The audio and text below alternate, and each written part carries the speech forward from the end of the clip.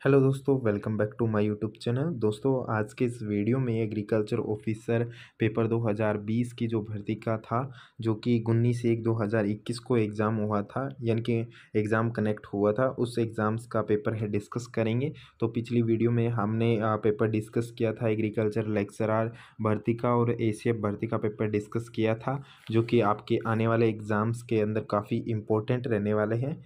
तो यहाँ पे बात करेंगे इस भर्ती के पेपर के बारे में। जो फर्स्ट क्वेश्चन दिया हुआ है यहाँ पे कि जो जी सूची फर्स्ट है, उस सूची फर्स्ट का यानी कि सेकंड के अंदर मिलान करना है। तो यहाँ पे आपको दिया हुआ है ऑप्शन, और यहाँ पे दिया हुआ है नीचे कूट के, इन कूट में आंसर बताना है। तो यहाँ पे इसका देखिए, सबसे पहले बात करते हैं कि बोलगार्ड का संबंध है वो किससे है, कपास से संबंधित है। उसके बाद में मैक्सिमन का संबंध किससे है, मक्का से है। फिर है लारियल का संबंध किससे है, लारियल का संबंध कैनोला से है। न्यू लीफ का संबंध आलू से है। और फ्लेवर सेवर का संबंध किससे है दोस्तों, टमाटर से संबंधित है। तो यहाँ पे इस क्वेश्चन का जो आंसर है वो ए आंसर ही वो राइट आंसर हो जाएगा। ठीक है दोस्तों, यहाँ पे इस तरह से इस क्वेश्चन का जो आंसर है वो ए आंसर हो जाएगा और इस तरह से मैच किया जाएगा। ठीक है, अब बात करेंगे नेक्स्ट क्वेश्चन पे। तो नेक्स्ट क्वेश्चन भी इसी तरह का दिया हुआ है। यहाँ पे आपके सामने ये क्वेश्चन दिया हुआ है जो कि फर्स्ट का और सेकंड के साथ मैच करना है। तो यहाँ पे बात करेंगे फर्स्ट का, यानी कि ए का जो मेंशन है, यानी कि ए का मेंशन किया हुआ है कि किसके साथ कैसे मैच करने वाला है। तो सभी जो दोस्त है, एक बार चैनल पर नए हो तो चैनल को सब्सक्राइब करने के साथ साथ बेल आइकन को प्रेस करना, और अगर वीडियो अच्छी लगी तो वीडियो को लाइक कर देना।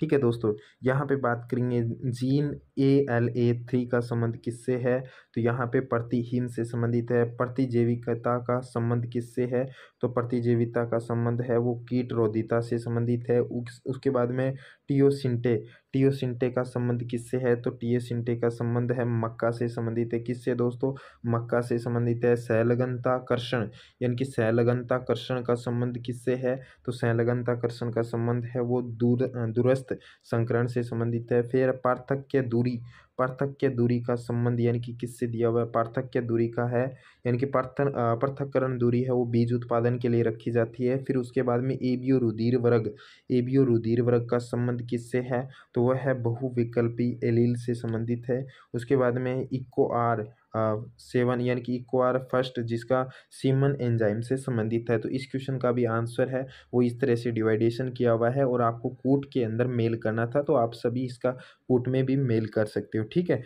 आगे बात करते हैं नेक्स्ट क्वेश्चन पे।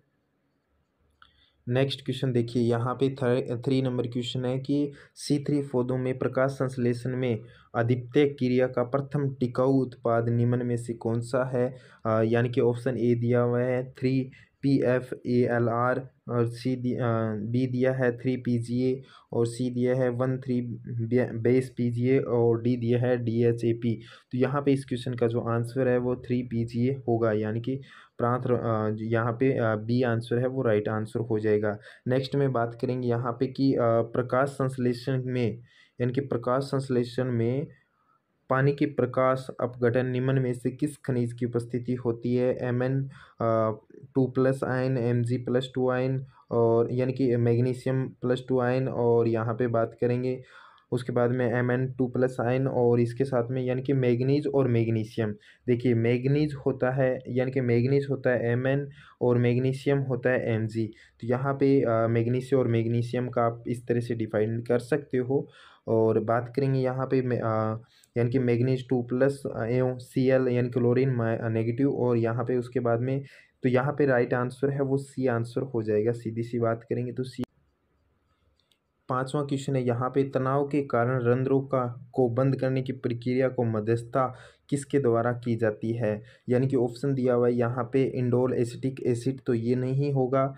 बी बात करते हैं यहाँ पे ABA, तो यहाँ पे ABA है वो सीधी सी बात करें तो ABA है वो तनाव यानी कि रंध्रों को बंद करने का काम करेगा। और 2,4-D भी नहीं होगा, और IBA यानी कि नहीं होगा, इंडाइल ब्यूटारिक एसिटिक एसिड नहीं होगा यहाँ, यानी कि इसका आंसर है वो बी आंसर राइट आंसर हो जाएगा। ठीक है, अब बात करेंगे नेक्स्ट में कि पौधों में लगातार वृद्धि निम्न प्रकार से किस हिस्से में होती है। कैम्बियन मेरिस्टेम, फूल और पत्ती, यानी कि लगातार वर्दी है वो किस भाग में होती है? तो दोस्तों यहाँ पे बात करेंगे तो मेरिस्टेम में सबसे ज़्यादा वर्दी होती है, तो बी आंसर है वो राइट आंसर हो जाएगा। नेक्स्ट 7 नंबर क्वेश्चन है यहाँ पे, निम्नलिखित में से बीज अंकुरण के लिए किसकी सबसे अधिक आवश्यकता होती है? तो बीज अंकुरण के लिए यानी कि जो सीड जर्मिनेशन के लिए लाइट यानी प्रकाश या रोशनी, खनिज, मिनरल, हाई टेम्परेचर मतलब उच्च ताप और वाटर यानी कि पानी, यानी कि बात करेंगे जो जर्मिनेशन है, जर्मिनेशन के लिए सबसे इम्पोर्टेंट यहाँ पे रहता है वाटर यानी कि पानी। अगर नमी अच्छी होगी तो यहाँ पे बीज अच्छी तरह से अंकुरित होगा। उसके बाद में बात करेंगे सुषुप्त अवस्था, यानी कि सुषुप्त बीज में यांत्रिक विधि द्वारा बीज आवरण को हटाना कहलाता है मास्कुलेशन, सेपरेशन, सेक्रिफिकेशन या स्टारिफिकेशन। देखिए यहाँ पे आपसे पूछा गया है कि सुषुप्त बीज यानी कि सुषुप्त अवस्था में यांत्रिक विधि के द्वारा अगर बीज हटाते हैं तो उसे सेक्रिफिकेशन कहते हैं। क्या कहते हैं इसे दोस्तों? सेक्रिफिकेशन कहते हैं, यानी कि सी आंसर है वो राइट आंसर हो जाएगा। अब बात करेंगे नेक्स्ट में, मिनरल की कमी क्या, यानी कि मिनरल की कमी के कारण पशुओं में पाई जाने वाली खराब आदत इनमें से कौन सी होती है? लात मारना, पाइका काटना या आंखें चूमना। तो यानी कि यहाँ पे जो कमी पूछी गई है मिनरल की यानी कि खनिज की कमी है, तो खनिज की कमी के कारण पाइका रोग देखने को मिलता है। बी आंसर है वो राइट आंसर हो जाएगा।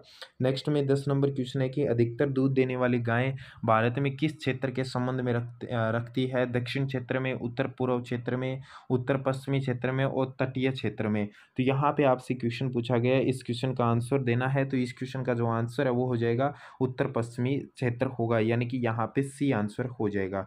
ठीक है, नेक्स्ट में बात करेंगे 11 नंबर की, विश्व का पहला IVF भैंस का बछड़ा जो NDRI करनाल में पैदा हुआ था, NDRI करनाल में पैदा हुआ था, तो श्रेष्ठ, गरिमा, प्रथम और महिमा। तो यहाँ पे उसका नाम है उससे संबंधित बात की गई है तो प्रथम होगा, यानी कि बी सी आंसर है वो राइट होगा। देखिए करनाल हरियाणा के बारे में सबसे पहले बात करते हैं कि करनाल हरियाणा जो NDRI है उसकी स्थापना सर्वप्रथम कब हुई थी? तो दोस्तों 1923 में बेंगलुरु में हुई थी। उसके बाद में बात करेंगे इसकी स्थापना है वो 1955 में करनाल में की गई थी।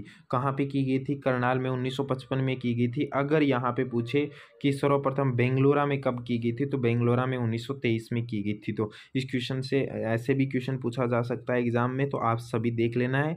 और आप सभी दोस्तों को मैं बोलना चाहूँगा, कई बार क्या होता है कि क्वेश्चन बताते बताते दिमाग में से निकल जाता है, क्वेश्चन का आंसर कुछ और बताया जाता है।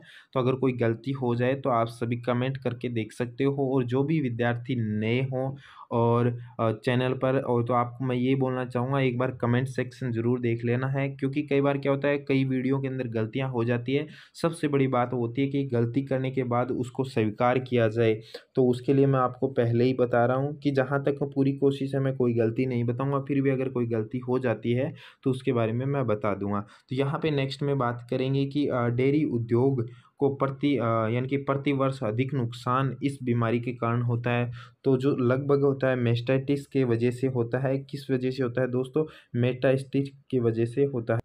नेक्स्ट क्वेश्चन यहाँ पे बात करेंगे कि वंध्यता विटामिन है, यानी कि कौन सा होगा? साइनोकोबालामाइन, टोकोफेरोल, एग्रोस्ट्रोल और इनमें से कोई नहीं। तो यहाँ पे बात करेंगे जो टोकोफेरोल है वो यहाँ पे रहने वाला है। कौन सा रहने वाला है दोस्तों? यहाँ पे टोकोफेरोल रहने वाला है। तो विटामिन के बारे में मैं यहाँ पे डिस्कस नहीं करूँगा, क्योंकि विटामिन के बारे में मैंने अर्ली एक वीडियो बनाई हुई है, उसमें पूरा डिटेल से बताया हुआ है।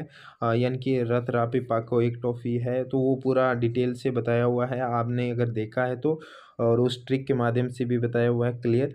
अब बात करेंगे नेक्स्ट में कि यानी कि मुर्गी की खेल उद्देश्य के लिए नस्ल है, तो सबसे पहले लिखा हुआ है असील होगा, कड़कनाथ और जवान जंगल मुर्गी या कोचीन। और यहाँ पे असील है वो सबसे ज़्यादा खेल के लिए या लड़ाई के लिए काम में ली जाती है, तो असील नस्ल है वो मुर्गी की काम में ली जाती है। नेक्स्ट में बात करते हैं कि किस भारतीय गाय को लोला के नाम से जाना जाता है, तो सबसे पहला ही आंसर है साहिवाल है, यानी कि गलकम्बल लटकता हुआ था उसको, यानी कि जो त्वचा होती है उसको लोला के त्वचा के आधार पे भी, और इसको भारतीय गायों में सबसे पहले लोला के नाम से भी जाना जाता है। और सबसे मीठा दूध होता है गायों के अंदर ये, और भारतीय नस्लों में सबसे ज़्यादा अच्छी है। अब बात करेंगे लाल सिंधी नहीं होगी, गिर बी और थारपारकर, तो यहाँ पे ये आंसर है वो राइट आंसर हो जाएगा। नेक्स्ट में बात करेंगे राष्ट्रीय सूअर अनुसंधान केंद्र स्थित है गुवाहाटी, मिजोरम, श्रीनगर और दिरांग, तो यानी कि इस क्वेश्चन का आंसर हो जाएगा गुवाहाटी होगा, ये आंसर है वो राइट आंसर हो जाएगा। नेक्स्ट में बात करेंगे रूमेन बाईपास प्रोटीन खाद्य बनने के लिए खली को किस प्रकार से उपचारित किया जाता है, यूरिया ट्रीटमेंट, पसीना और फार्मेल्डिहाइड ट्रीटमेंट और भिगोना यानी कि सोखिंग। यानी कि रूमेन बाईपास प्रोटीन जो होता है उसका प्रयोग पूछा गया है, तो किस प्रकार से करेंगे, तो फार्मेल्डिहाइड यानी कि फार्मेल्डिहाइड ट्रीटमेंट किया जाता है, सी आंसर है वो राइट आंसर हो जाएगा। नेक्स्ट में बात करेंगे कि भारत में पशु गणना कितने वर्ष के अंतराल से होती है, तो बेसिकली आप सबको पता है 5 वर्ष के अंतराल से होती है। तो यानी कि मैंने बताया था उस टाइम कि सन 1919 से लेकर जो शुरुआत हुई थी, और यहाँ पे अब 2020 की पशु गणना भी उसके बारे में पूरा डिटेल से बताया हुआ था। 2012 अभी 20वीं पशु गणना है वो चल रही है, तो अभी 20वीं पशु गणना का जो डाटा है वो आप सबको जल्दी ही लिखा देंगे। अब यहाँ पे बात करेंगे प्रभावित और संदिग्ध पशु के अगल क्रिया यानी कि अगल करने की क्रिया को कहते हैं एकांत, संगरोध, कीटाणुनाशक या चयन। तो यानी कि अगर किसी बीमारी का लक्षण देखने को मिलता है हमें, या फिर हमें इस पे शक होता है, जैसे कोई कई बार क्या होता है पशु बीमार हो जाता है रोगग्रस्त, तो उस पे हमें संदिग्ध यानी कि उस पे शक होता है, तो उस शक के अंदर हमें देखने को मिलता है पशु एकांत महसूस करता है, तो यहाँ पे एकांत या आइसोलेशन करने के लिए ज़रूरी होता है, क्या होता है, आइसोलेशन करने की ज़रूरत होती है। उसके बाद में बात करते हैं कि पशु समूह में अलाभकारी पशु को हटाने को कहते हैं ब्रीडिंग, खिलाना यानी कि फीडिंग और वीडिंग, हीडिंग, तो यानी कि क्या कहते हैं, तो आपको पता है दोस्तों इसका आंसर है वो क्या होगा, वीडिंग होगा, यानी कि सी आंसर है वो राइट आंसर हो जाएगा। ठीक है, अब बात करेंगे नेक्स्ट क्वेश्चन पे, तो नेक्स्ट क्वेश्चन भी यहाँ पे दिया हुआ है कि मुर्गी के अंदर यानी कि किसकी कमी से मुर्गी के अंदर जो क्रेजी चिक डिजीज होती है, क्रेजी चिक डिजीज होती है, तो यानी कि पहला आंसर ये दिया हुआ है विटामिन ई की कमी से होता है, या विटामिन ई की कमी से यहाँ पे देखने को मिलता है, तो इस क्वेश्चन का जो आंसर है वो ए आंसर है वो हो जाएगा। ठीक है दोस्तों, नेक्स्ट क्वेश्चन पे बात करते हैं, तो नेक्स्ट क्वेश्चन यहाँ पे दिया हुआ है कि भारत में कुल दुग्ध उत्पादन में किसकी सबसे अधिक भागीदारी है, गाय की, बकरी की, भैंस की या संकर गाय की। तो सबसे पहले आप सबको पता है दोस्तों कि सबसे ज़्यादा जो दुग्ध उत्पादन में है भैंस की सबसे ज़्यादा यानी कि